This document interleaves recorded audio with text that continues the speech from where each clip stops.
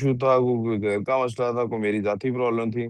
I had already known कि मुझे आज थोड़ा सा लेट होगा, but I did not expect to be later than 15 minutes. मुझे लगता था 15 मिनट के अंदर अंदर पहुंच जाऊंगा। That's why started, I wrote of के स्टार्टिंग टाइम होगा आज 11:45। आज से अगले थर्सडे तक 11:45 ही स्टार्टिंग टाइम है। ग्रुप में 11:30 ही लिखा आएगा। ग्रुप में क्या लिखा आएगा, लेकिन क्लास का स्टार्टिंग टाइम क्या होगा, 11:45। आई विल बी हेयर इंशाल्लाह बिफोर 11:45। आपको भी उससे पहले पहुंचना है। Point number one. Point number two, जब क्लास का टाइम 11:45 है तो क्लास का ऑफ टाइम भी 11:45, सॉरी 4:30 नहीं है। अब इफ्तारी का टाइम लेट होना शुरू हो गया है, तो क्लास का टाइम भी कहाँ तक जाएगा, 4:45 तक जाएगा। ठीक है। 15 मिनट ऊपर से आगे जाएंगे तो 15 मिनट नीचे से भी आगे। तो फिर सर लिख ही क्यों नहीं ऐसे देते, क्योंकि बिजनेस की टाइमिंग्स के साथ फिर वो टाइम टेबल लिखने में बड़ा अजीब सा बनेगा। मैंने वर्बली आपको बता दिया। My kids should for know कि उनकी फोर्टी मैथ्स की five class 15 minute late start होगी। 11:45 स्टार्ट होगी और उनकी लास्ट क्लास खत्म हो रही है 4:45 पे। क्लियर सो फार? आ जाओ जो। हाँ जी। लास्ट टाइम हमने क्या बात की थी, मैं वहीं से बात को स्टार्ट करता हूँ। मैंने कहा था बेटा, क्विक रिव्यू। मेंसुरेशन में क्या मेजरमेंट होगी जनाब चीजों की। कुछ चीजें समझाने के लिए कुछ हमने बेसिस बनाई। इंफॉर्मेशन को हमने कहा दैट कैन बी डिस्क्राइब, कैसे डिस्क्राइब हो सकती है information, through pictures, lines, graphs. ये पीछे से स्टैटिस्टिक्स ने ये बात समझा दी। फिर उन्होंने कहा यार, एक अकेला डॉट होता है, डॉट्स मिल जाते हैं, लाइन बन जाती है। लाइन को एक तरफ से बंद करते हैं, दूसरी तरफ चलने दें, रे बन जाती है। दोनों तरफ से बंद करते हैं, लाइन सेगमेंट बन जाता है। फिर लाइंस दो पैरेलल हो सकती हैं या इंटरसेक्टिंग हो सकती हैं। पैरेलल मींस हमेशा साथ रहेंगी, एक ही डायरेक्शन में जाएंगी या ऑपोजिट डायरेक्शन में जाएंगी। पैरेलल और एंटी पैरेलल का क्या मतलब होता है, दोनों की सेम डायरेक्शन में मूव कर रही हैं और ऑपोजिट डायरेक्शन में मूव कर रही हैं, लेकिन कभी भी एक दूसरे को मीट नहीं करेंगी। और इंटरसेक्टिंग लाइंस कौन सी होंगी, जो कहीं ना कहीं एक दूसरे को मीट कर रही हैं। जब लाइंस मीट करती हैं तो बनता है एंगल। तो क्या बनता है, हमने बात की थी 360 एंगल्स क्यों, 360 डिग्रीज क्यों है एंगल के, सर्कुलर मूवमेंट की को बात की थी। फिर हमने कहा हम एंगल्स भी स्टडी कर सकते हैं उनके दरमियान, और उन लाइंस की लेंथ्स का भी कोई रिलेशनशिप स्टडी कर सकते हैं। साइंटिस्ट ने इस पे बहुत सारा काम किया हुआ है। पहले हमने कहा इनके लाइंस के एंगल्स को स्टडी कर लेते हैं। वी डिस्कवर्ड कुछ angle properties of two parallel lines being intersected by one single straight line. एक सिंगल स्ट्रेट लाइन जब दो पैरेलल लाइंस को इंटरसेक्ट करती है, तो हमने उसकी कुछ प्रॉपर्टीज लिखी कि उन एंगल्स की आपस में क्या प्रॉपर्टीज होती हैं, क्या इंटर रिलेशनशिप होता है।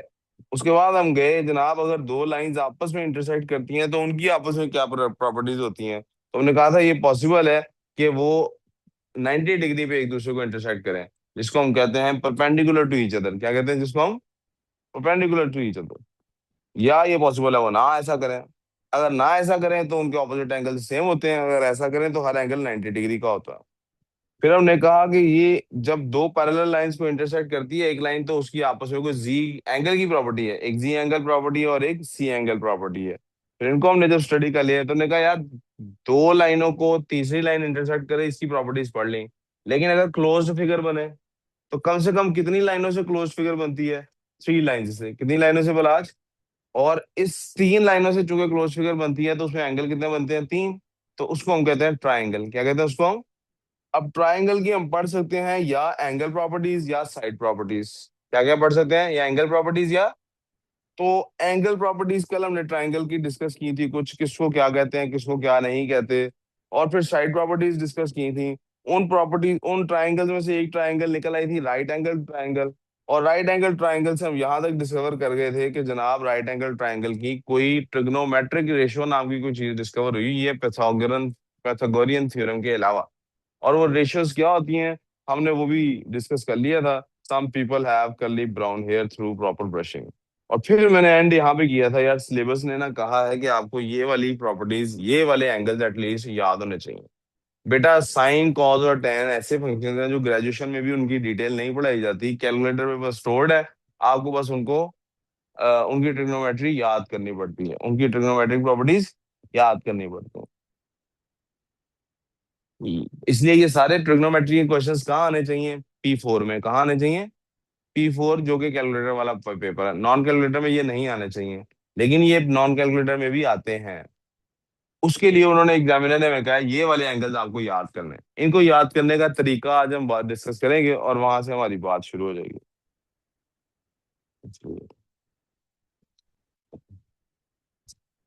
सबसे पहली चीज आपने क्या याद करनी है?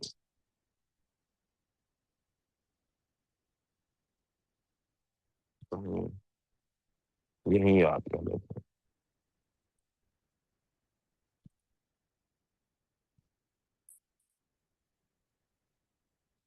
पहले बच्चों ये कितने एंगल हैं? 1 2 3 4 5। और 5 एंगल्स हैं। ये 5 है ना एंगल्स। 0 30 45 60 और 90। 5 है ना? यस। कोई कंफ्यूजन?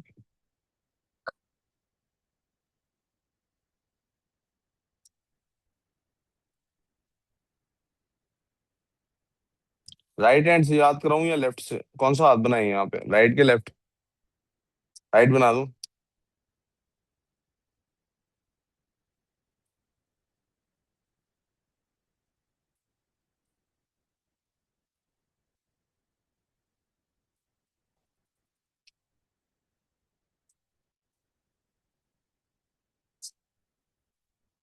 यार बहुत बुरा हैंड बन रहा है। बगैर हाथ बनाए सीख लें। इधर से सीख लें जी। राइट हैंड अगर आप इसके ऊपर रखें तो ये थंब है आपका, लेट्स से। ये आपकी इंडेक्स फिंगर है, ये मिडिल फिंगर है, ये आपकी रिंग फिंगर है और वो लिटिल फिंगर है। हाथ बनाना चाहिए मुझे यार। I am still a little bit caught on this कि मुझे हाथ बनाना चाहिए। क्यों ना हाथ की तस्वीर ही डाउनलोड कर लो।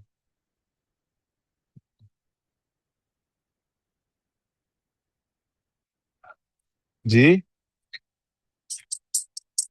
समझ नहीं आ रही क्या कह रहा? जूम आउट करके हाथ ट्रेस कर दूं?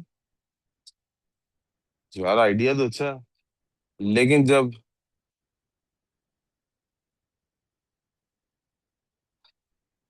ये देखो ना, ये यही चाहिए था।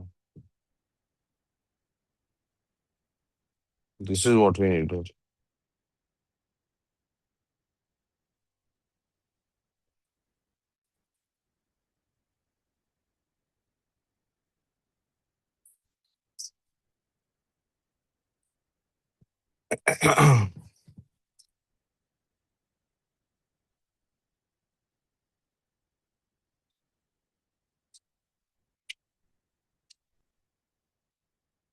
ये देखो बेटा, रेगुलर हाथ धोने से हाथ ऐसा हो जाता है। साफ सुथरा।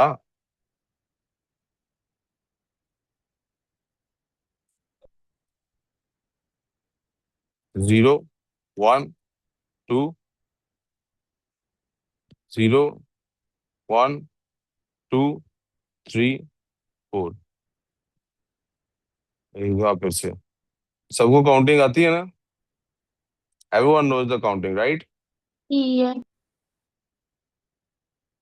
तो इट्स 0 1 2 3 4 भाई। ये ज्यादा जरूरी है जो मैं करवा रहा हूँ, जो आप कर रहे हैं वो जरूरी नहीं है। ठीक है। यहाँ तक किसी को कोई प्रॉब्लम, मसला? नो। ये वही 5 एंगल्स हैं जो इधर बने हुए हैं। 0 30 45 60 और 90। 0 35 40। ओके। ऑल राइट बच्चों। कोई कंफ्यूजन? नो। We clear? सबके नीचे रख दीजिए 4।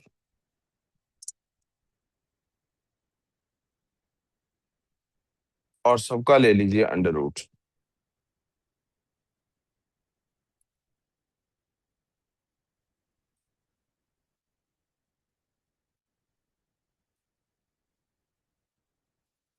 ये आपके पास कौन सी वैल्यूज बन जाएंगी?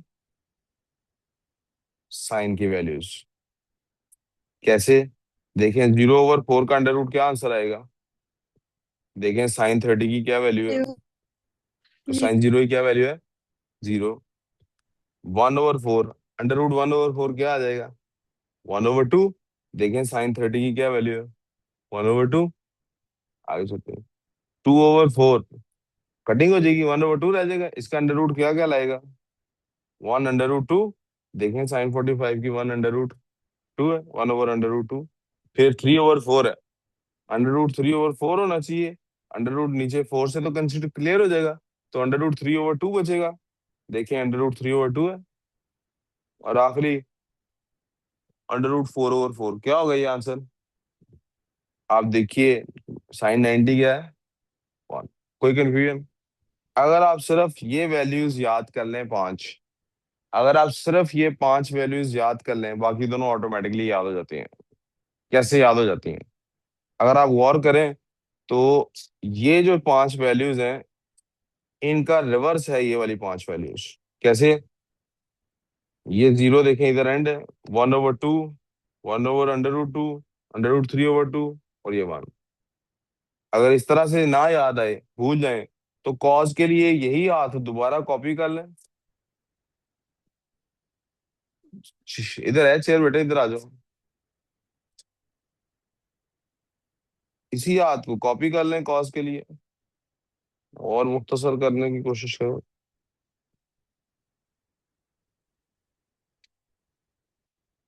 आप कॉज के लिए इसी हाथ के साथ कॉपी कर लें, मैं हाथ नहीं कॉपी करता, इसी तरह बना देता हूँ। और इस दफा काउंटिंग राइट साइड से शुरू कर लें। 0, 1, 2, 3, 4। सबको 4 पे डिवाइड करें, सबका अंडर रूट ले लें।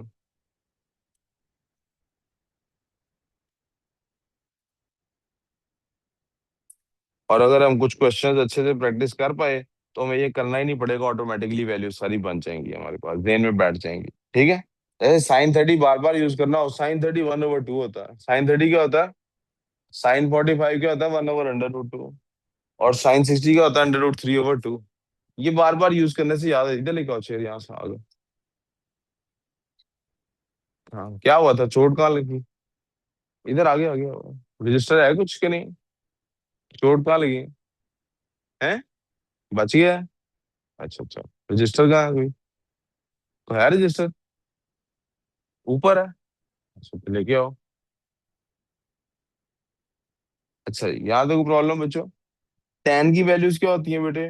टेन की वैल्यूज, सारी टेन की वैल्यूज यहाँ साइड पे लिख लीजिए। Tan theta is basically equal to sine theta over cos theta. आप साइन थीटा की वैल्यू को कॉस थीटा से डिवाइड करें, टेन थीटा की वैल्यू निकल जाती है। 0/1 क्या होगा? 1/2 को डिवाइडेड बाय अंडर रूट 3/2 करेंगे तो क्या होगा? सिंपलीफाई करके देखेंगे, अंडर रूट 3/2 फ्लिप हो जाएगा, क्योंकि डिवीजन इन द फ्रैक्शंस है। रेसिप्रोकल लेते हैं ना। 1/2 divided by under root 3 over, sorry 3/2 क्या होगा? फ्लिप हो जाएगा ना, मल्टीप्लाई, टू टू से कट जाएगा, अंडर रूट 3/2 बचेगा। 1/√2 को जब डिवाइड करेंगे 1/√2 से, तो फिर से रेसिप्रोकल बनेगा, अंडर रूट 2 से कटेगा, 1 आंसर आ जाएगा। अंडर रूट 3/2 को जब आप मल्टीप्लाई डिवाइड करेंगे 1/2 से, यानी कि आप 2 से मल्टीप्लाई करें, अंडर रूट 3 आ जाएगा। जब आप 1 को 0 से डिवाइड करते हैं, तो आपको पता है मैथ्स में 1 को 0 से डिवाइड करने का मतलब क्या होता है? That is undefined. वो क्या है? कोई कंफ्यूजन यहाँ तक? We are done with trigonometric ratios. Right angle triangle में हमारे पास कुछ प्रॉपर्टीज निकल आई। किस चीज की प्रॉपर्टीज निकल आई? साइड की रिलेटेड टू एंगल। यहाँ तो कोई कंफ्यूजन? We all clear? ये कब प्रॉपर्टीज निकली हैं? ये तब प्रॉपर्टीज निकली हैं जब ट्राइंगल कौन सी है? राइट एंगल ट्राइंगल है। जब ट्राइंगल कौन सी है? राइट एंगल ट्राइंगल है। जो ट्राइंगल कौन सी है? राइट एंगल ट्राइंगल है। कोई कंफ्यूजन यहाँ तक? Okay. What if triangle is not right angle triangle? अब लेफ्ट एंगल ट्राइंगल तो कोई होती नहीं है, तो will call it not right angle triangle.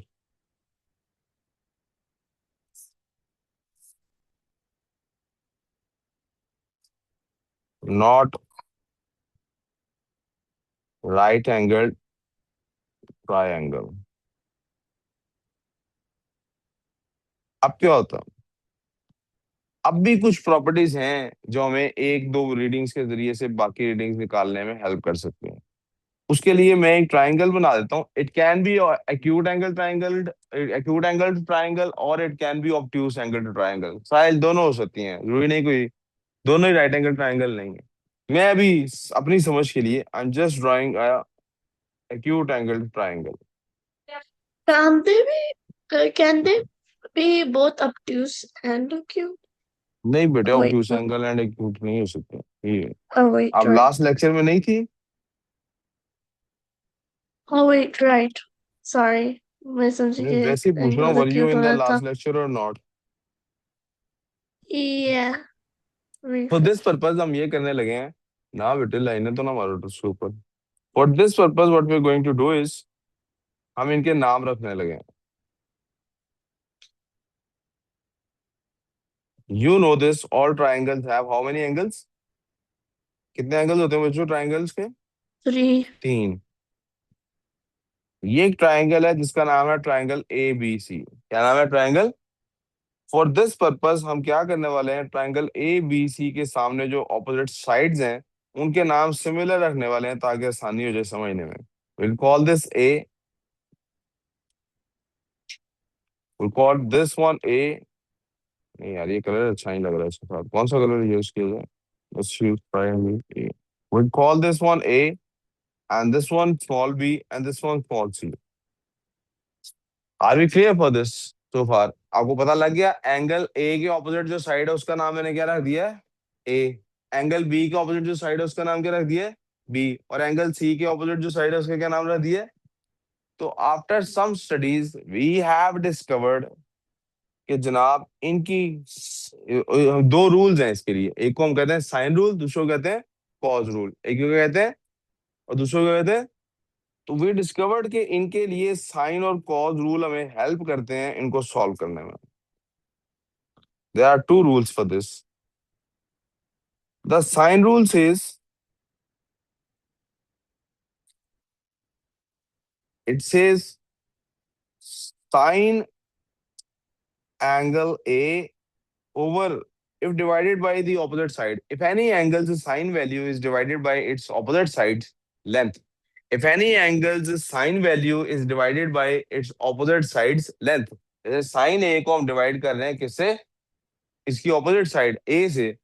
तो जो भी आंसर आता है वो तो नहीं पता क्या आंसर आता है, but it is always going to be exactly equal to sine value of some other angle divided by some other the opposite side of that angle।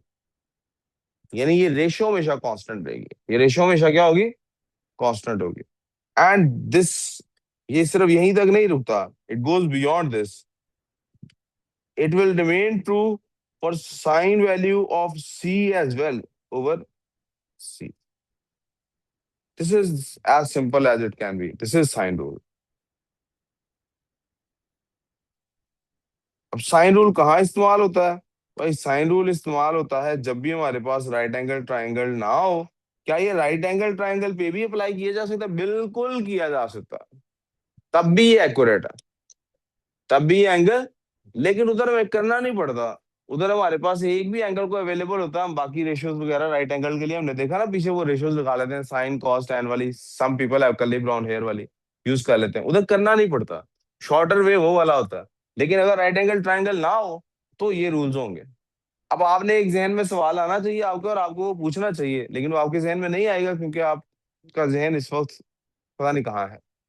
कि सर आपने कल जब हमें साइन कॉस टेन पढ़ाई थी, जब लास्ट लेक्चर में sine cos tan का इस्तेमाल किया था, आपने एक्सप्लिसिटली कहा था कि these ratios are for right angle triangles. ये किनके लिए है? राइट एंगल ट्राइंगल्स के लिए। तो नॉन राइट एंगल ट्राइंगल में क्यों यूज हो रही है? और इस सवाल को अब जहन पे बांध के रखना है, ये हमारी शकुंतला है। इस शकुंतला को आज की लेक्चर में हमने ढूंढ रहा है कि जब ये रेशियोज हैं ही राइट एंगल ट्राइंगल के लिए, तो नॉन राइट एंगल ट्राइंगल पे इनका एप्लीकेशन कैसे आ सकती है? We will talk about this Shakuntala at the end of the today's lecture. ठीक हो गया? क्या अगर हमें इन इस पेयर में से, क्या इस पेयर में से हमें अगर दो एंगल्स एक साइड दिए हो तो दूसरी साइड हम फाइंड कर सकते हैं? दो साइड से एक एंगल दिया हो फाइंड कर सकते हैं? तो ये रूल कहाँ इस्तेमाल करना है? ये रूल इस्तेमाल कर लेने के लिए लेकिन जरूरी है use useful when you have a pair. जब आपके पास एक पेयर हो, कौन सा पेयर हो, किस चीज का पेयर हो? An angle and it's opposite side. अगर एक एंगल और उसकी ऑपोजिट साइड नहीं है तो फिर इसका कोई फायदा नहीं है। कोई कंफ्यूजन हो तो प्लीज बताइएगा।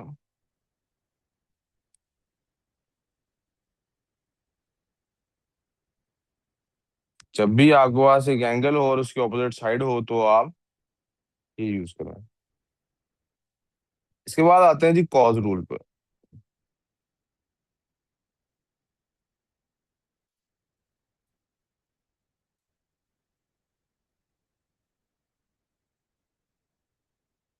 कॉज रूल क्या है?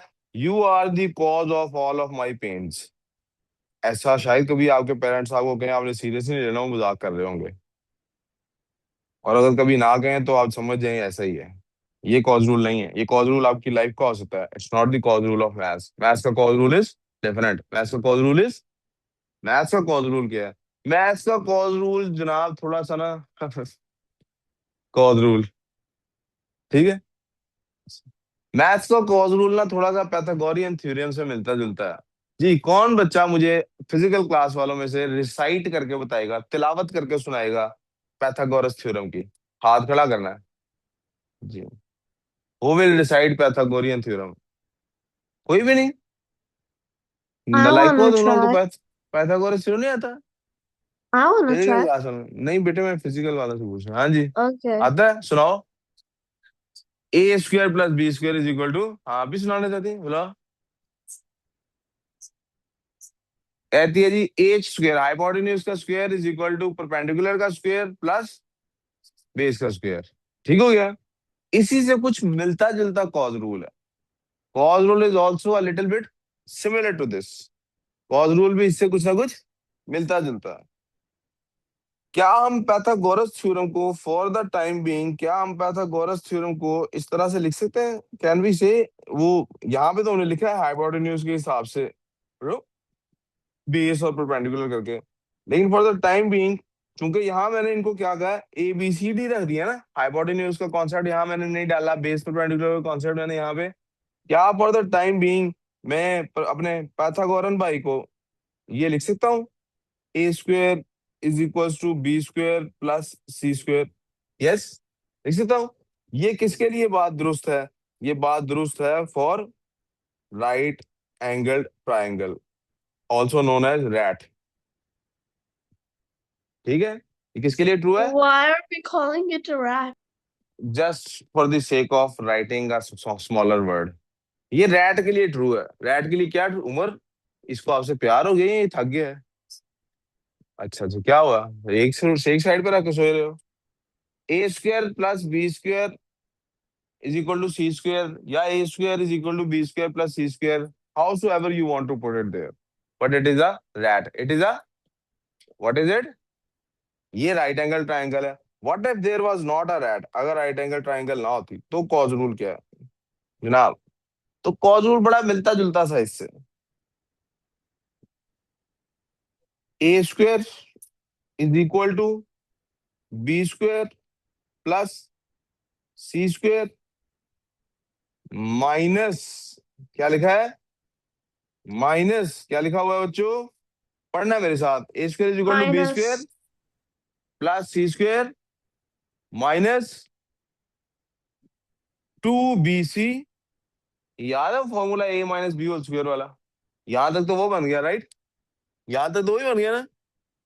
यहां से आगे मल्टीप्लाई बाय कॉस एल्फा। जौन सी साइड फाइंड करनी है, जौन सी साइड फाइंड, उसके ऑपोजिट का एंगल लेना है। अब आपको पता लग गया होगा ट्राइंगल पे ये जो नाम लिखे हैं हमने। यहाँ तो कोई कंफ्यूजन? इन नामों वाली ट्राइंगल को दोबारा कॉपी करके नीचे ले आते हैं। आराम, आपको समझ आ रही है?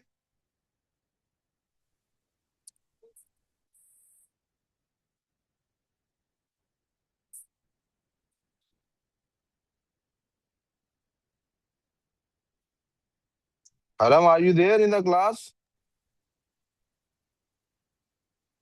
क्लास में है कौन कौन?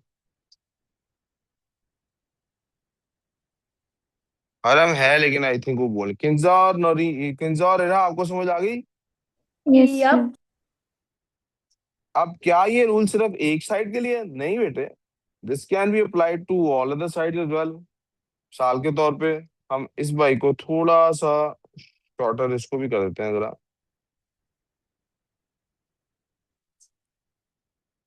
You could say B square. जी ठीक है। और हम कह रहे हैं इस समय क्लास में हूँ लेकिन माइक नहीं वर्क कर रहा, कोई बात। B square is equal to A square plus C square minus 2ac और कॉस बी। अब कॉस किसका लेंगे हम, फिर C square is equal to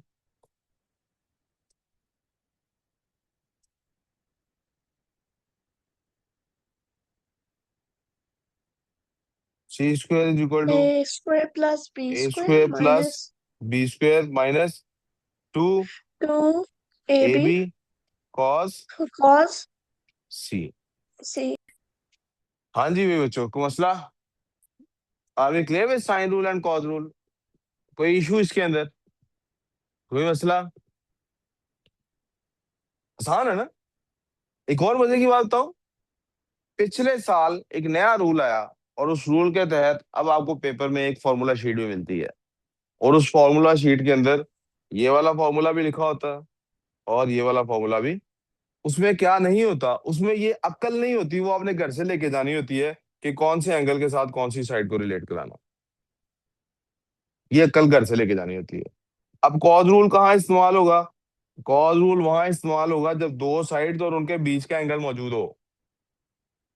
पहले वाले को देख लेते हैं। ए स्क्वायर फाइंड करना है, यानी ये साइड फाइंड करनी है। कब फाइंड हो सकती है, अगर ये साइड और ये एंगल मौजूद हो, बी स्क्वायर सी स्क्वायर बी सी, ये एंगल है जनाब। आपके पास एंगल होना चाहिए और दो साइड्स और उनके दरमियान का एंगल होगा, तो ऑपोजिट साइड उस एंगल की आप फाइंड कर सकते हैं। कब यूज होगा, when you have two sides. by this I don't mean you as a person have two sides, by this I mean you have two sides of the triangle given in the paper.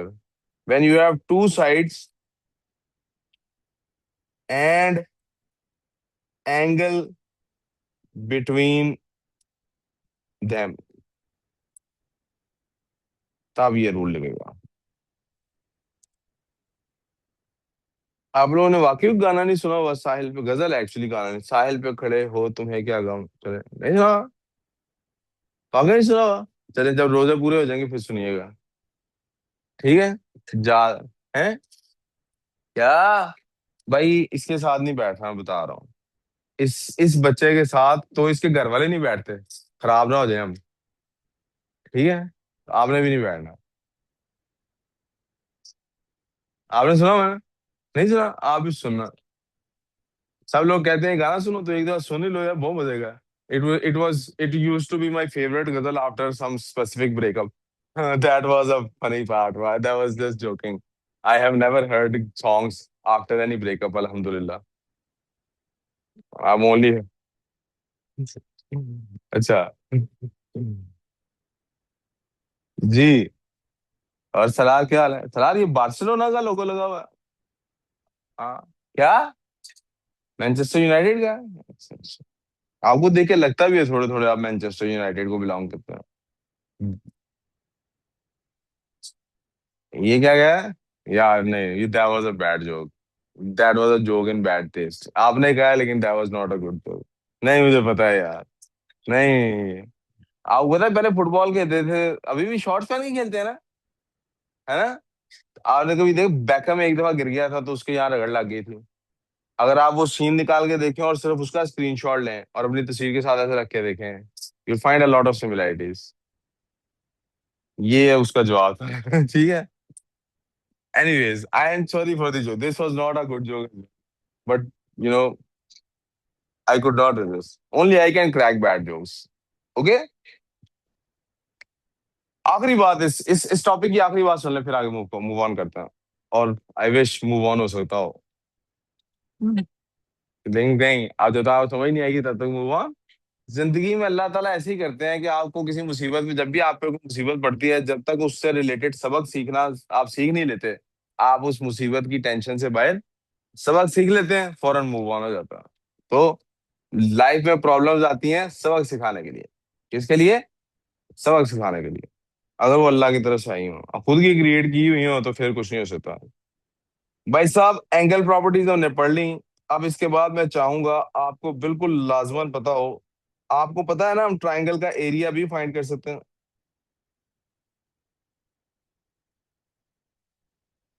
Shakuntala की बारी आने वाली है। Shakuntala is about to appear hair.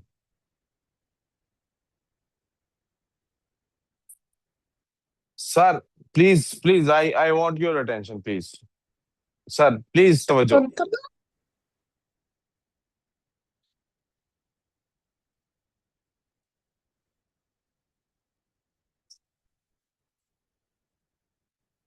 Area of a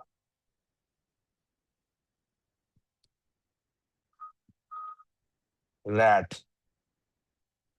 you know what I mean by that, right? Area of a, Rat like a mouse. No, right angle triangle. I know, I was just joking. Okay. Reem, is this a right angle triangle? Yes. Please तवज्जो चाहिए, तवज्जो। I need a lot of तवज्जो from you guys. I need a lot of तवज्जो from you guys. If I do this and if I do this, what does this become? Maybe a rectangle. Let's change the color for better understanding.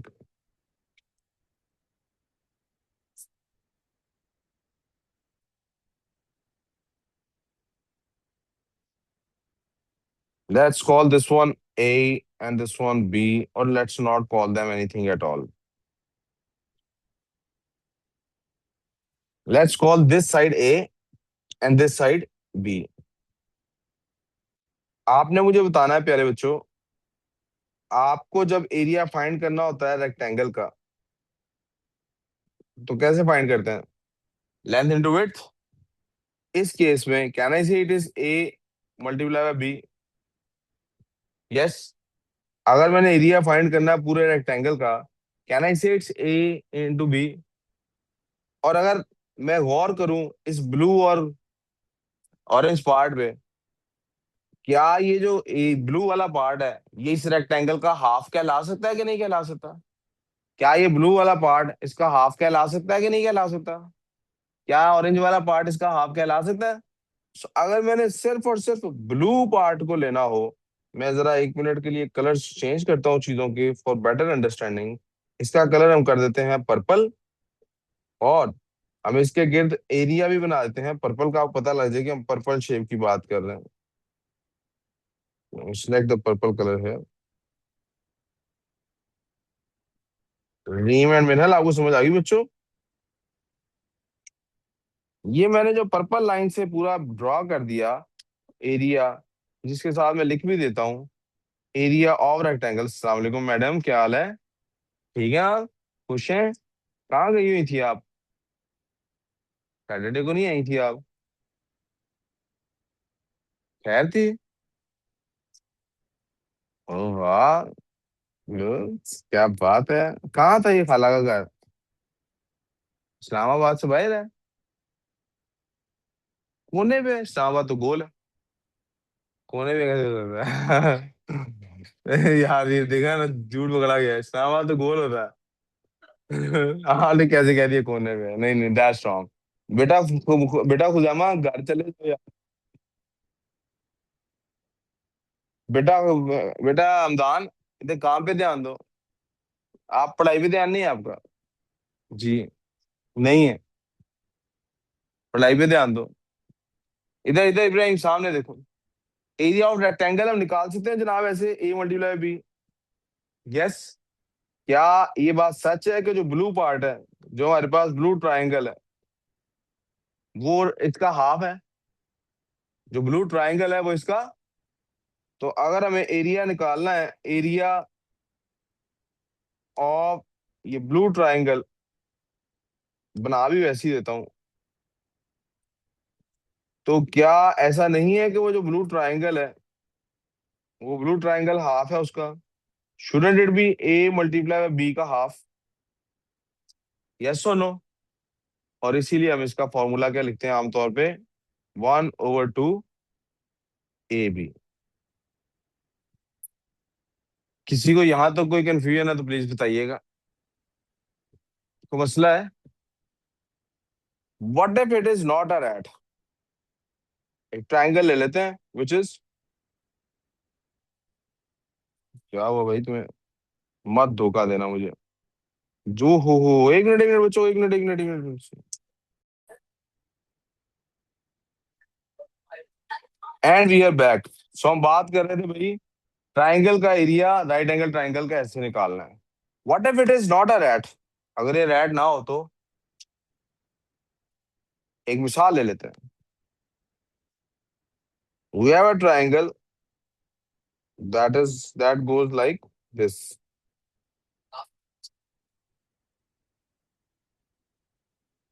दोबारा,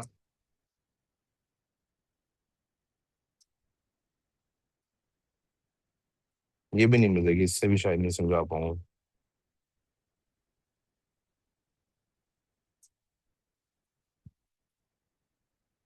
what if I have a triangle like this? इसका आप कर दूं? इसका कहां से आप करूं? हाँ जी।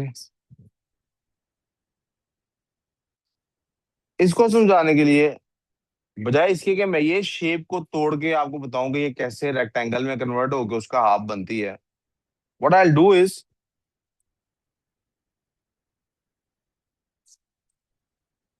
I double it again.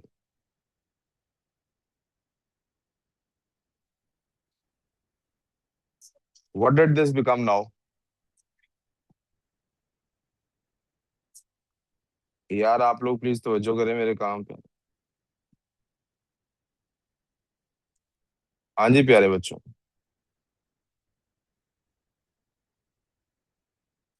Let's take another example. Let me draw something called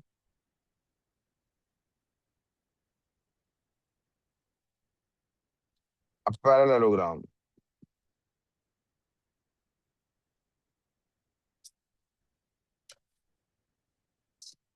क्या बना लिया हमने? अगर हम ये करें इसमें, पैरेललोग्राम में, कि हम इसका यहां से ये हिस्सा तोड़ें,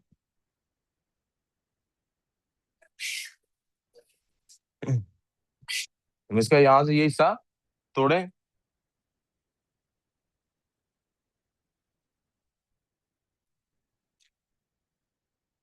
और इस हिस्से को यहां से उठाएं।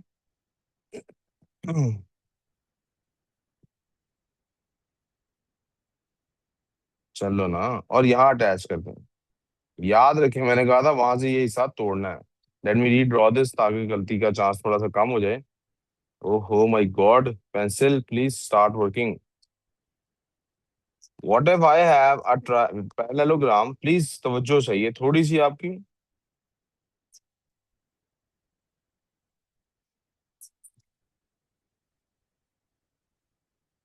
मालिक सानी फरमा।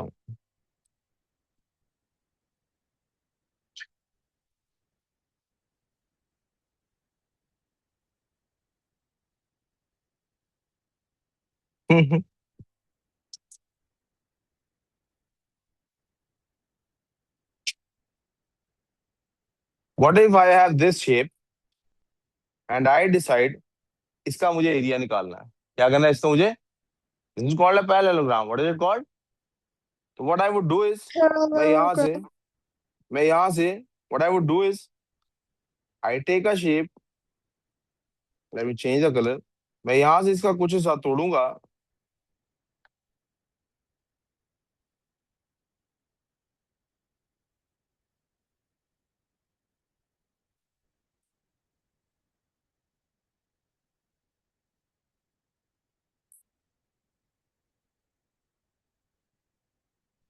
And I simply put that over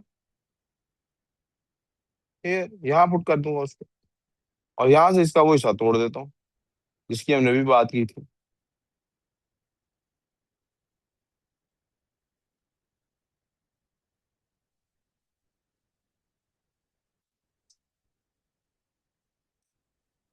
please देखिए ये कौन सी शेप बन गई है, रेक्टेंगल बन गया है। क्या इस रेक्टेंगल का हाफ करके ट्रायंगल बनाई जा सकती है?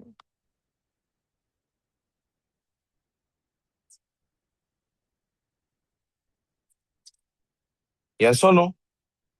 क्या इसका मतलब ये लिया जा सकता है कि अगर मुझे एरिया फाइंड करना है किसी ऐसी ट्रायंगल का जो राइट एंगल ट्रायंगल नहीं है, जो राइट एंगल ट्रायंगल, तो क्या मैं उस राइट एंगल ट्रायंगल को, किसी भी राइट एंगल ट्रायंगल को, क्या मैं उस, सॉरी, किसी भी नॉन राइट एंगल ट्रायंगल को क्या मैं राइट एंगल ट्रायंगल में कन्वर्ट कर सकता हूँ कि नहीं कर सकता हूँ?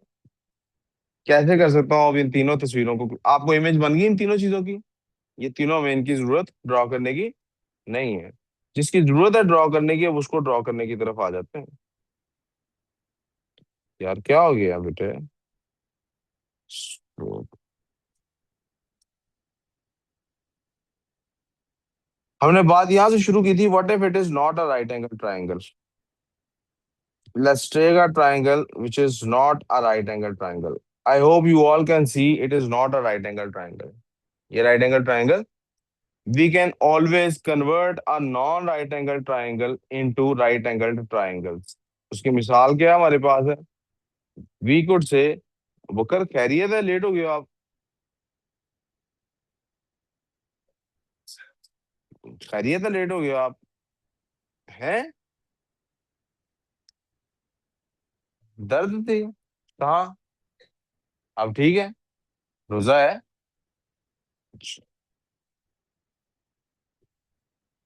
सर अबू बकर, ये अबू बकर साहब, आपको हमने बताया हुआ, आपने खुजामा के साथ तो क्या किसी के साथ भी नहीं बैठना, पता है ना आपको?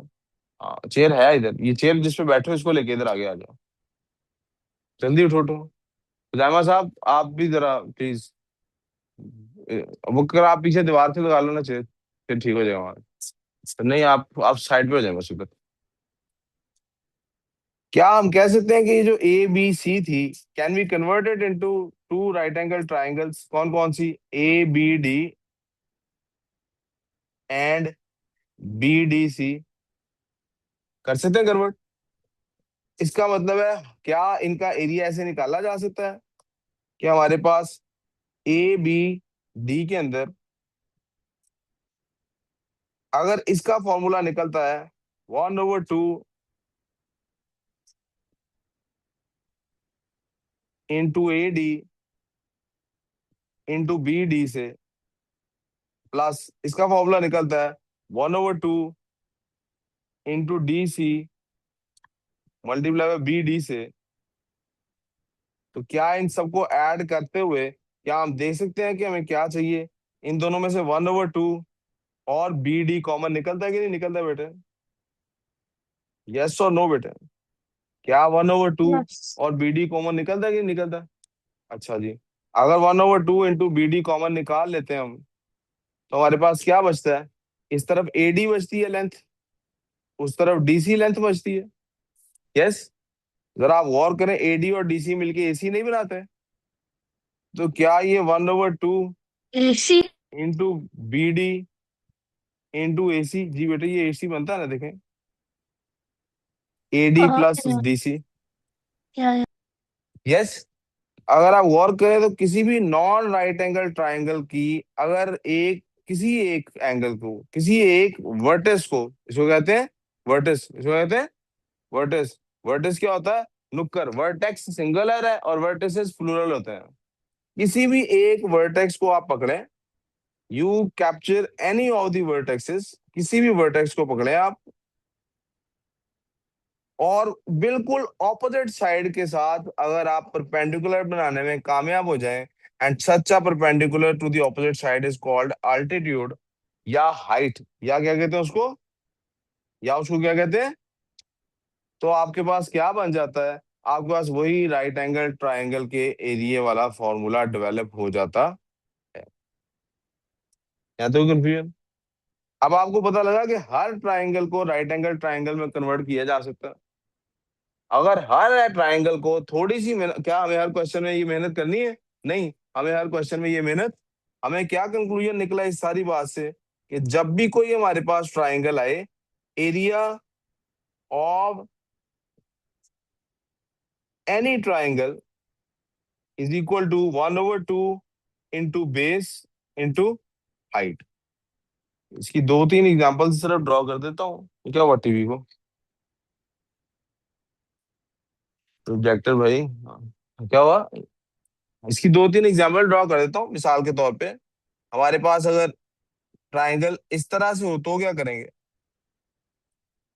तो फिर बेटे क्या होगा?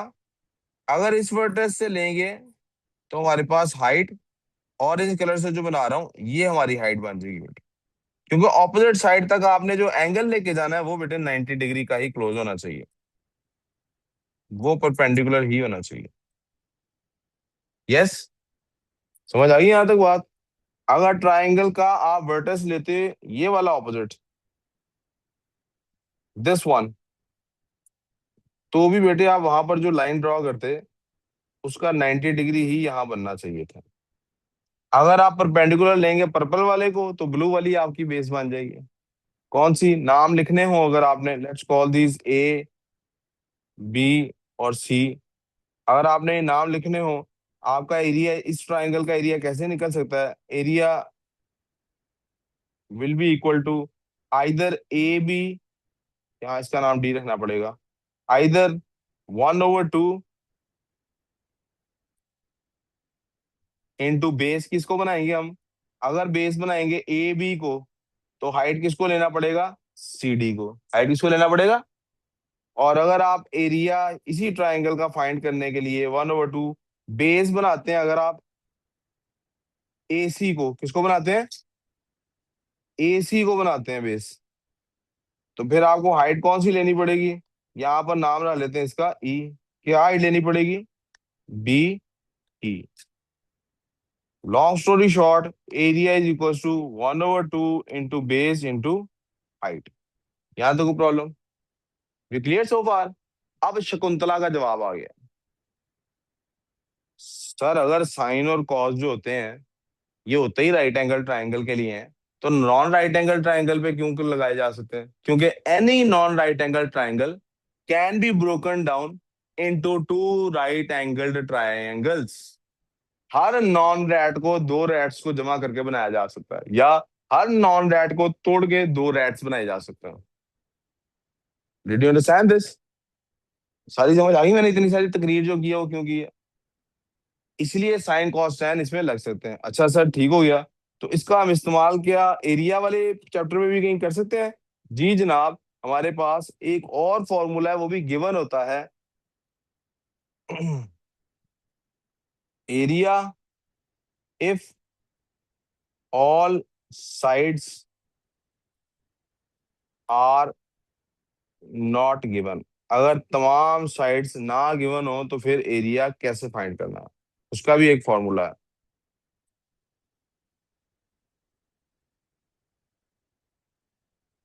और वो भी हमारी फॉर्मूला शीट में दिया होता है। 1/2 into base. Base over height. बेटा वो तो हमारे पास होगी हाइट, तो फिर है ना, हाइट नहीं है ना हमारे पास हाइट फर्ज Mm, करें नहीं okay. है, फिर क्या करेंगे? फिर हम साइन सी लेंगे। क्या लेंगे? कोई प्रॉब्लम? Sine. ये भी कब यूज हो सकता है? तब यूज हो सकता है when two sides and angle between them is given।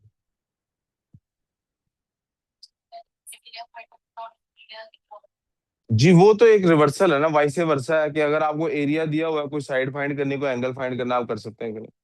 Yes.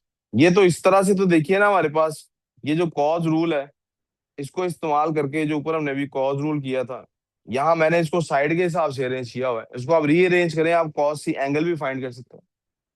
यहाँ तक कोई प्रॉब्लम? All clear? कोई कंफ्यूजन, कोई मसला? ये these are all the properties related to किसके, सिर्फ एक बात और सिखानी है और फिर आगे चलेंगे। प्यारे बेटे, हम सीख चुके कि साइन, जब भी लेते हैं किसी एंगल का, sine theta is equals to क्या होता है, परपेंडिकुलर ओवर हाइपोटेन्यूज। हम सीख चुके cos theta is equals to base over hypotenuse.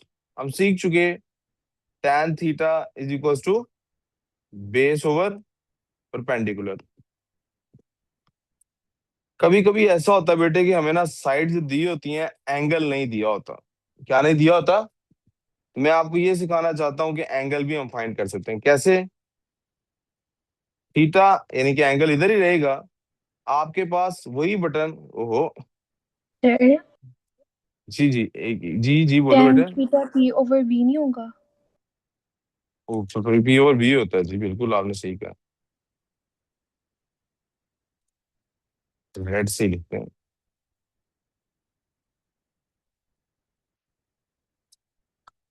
मैं क्या बता रहा था जी, आपको कभी कभी एंगल फाइंड करना पड़ जाता है, तो जहां आपके साइन का बटन होता है, अगर शिफ्ट दबा के वही बटन दबाएं, that turns into sine inverse. और ब्रैकेट में क्या आ गया, परपेंडिकुलर और हाइपोटेन्यूज। आपको इससे एंगल निकल आता है। इससे क्या निकल आता है हमदान, इससे क्या निकल आता है? इसका मतलब है यहां से आगे हमने जितना भी काम करना है, आपके पास आपके कैलकुलेटर्स भी अवेलेबल होने चाहिए रेडिली, क्योंकि हो सकता है कि मैं कल जो वर्कशीट कराऊं उसमें ये सारी चीजें, कल क्या आज ही इंशाल्लाह दे दूंगा वर्कशीट। पिछले साल वाली बनी हुई तो दे दूंगा, न्यू बाद में बनाते रहेंगे।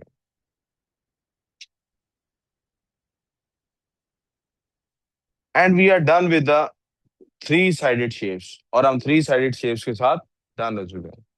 कल इंशाल्लाह हम अपनी टू डी मेंसुरेशन को कल की क्लास में इंशाल्लाह कंप्लीट कर चुके होंगे। और वर्कशीट वगैरह आप क्लास के अलावा करेंगे, और इकट्ठी वर्कशीट्स, यानी आज जो वर्कशीट दूंगा वो कल डिस्कस नहीं करूंगा। आज जो वर्कशीट दूंगा वो कल डिस्कस, कल भी आगे पढ़ाऊंगा, इकट्ठी वर्कशीट्स हम परसों डिस्कस करेंगे। दैट्स ऑल फॉर मैथ्स की क्लास। आप लोगों ने अगर नोट्स बना लिए हैं, you guys can leave the class. और फिजिक्स की